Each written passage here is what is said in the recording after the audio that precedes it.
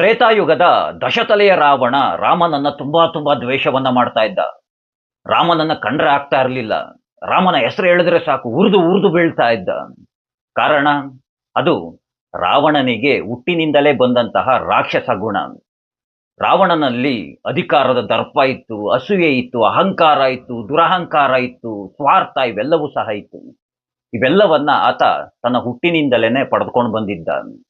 ಈ ಹುಟ್ಟು ಗುಣ ಸುಟ್ರೂ ಹೋಗೋದಿಲ್ವಂತೆ. ಅದೇ ರೀತಿಯಾಗಿನೇ ತ್ರೇತಾಯುಗದಲ್ಲಿ ರಾವಣ ರಾಮನನ್ನ ಯಾವ ರೀತಿಯಾಗಿ ದ್ವೇಷವನ್ನ ಮಾಡ್ತಾ ಇದ್ನೋ, ರಾಮನ ಹೆಸರನ್ನ ಕೇಳಿದ್ರೆ ಯಾವ ರೀತಿಯಾಗಿ ಉರಿದು ಉರಿದು ಬೀಳ್ತಾ ಇದ್ನೋ, ಅದೇ ರೀತಿಯಾಗಿನೇ ಯುಗಗಳು ಕಳೆದ್ರೂ ಕಲಿಯುಗದಲ್ಲೂ ಸಹ ರಾಮನ ಹೆಸರನ್ನ ಕೇಳಿದ್ರೆ ಸಾಕು, ರಾಮ ಅಂದ್ರೆ ಸಾಕು ಉರಿದು ಉರಿದು ಬೀಳುವಂತಹ, ರಾಮನನ್ನ ದ್ವೇಷವನ್ನ ಮಾಡುವಂತಹ, ರಾಮನನ್ನ ಕಂಡ್ರೆ ಅಸೂಯೆ ಪಡುವಂತಹ ಈ ರಾಕ್ಷಸ ಗುಣವನ್ನ ಹೊಂದಿರುವಂತಹ ಜನರು ನಮಗೆ ಕಲಿಯುಗದಲ್ಲೂ ಸಹ ಸಿಗ್ತಾರೆ. ಇದು ಅವರವರ ಹುಟ್ಟು ಗುಣ.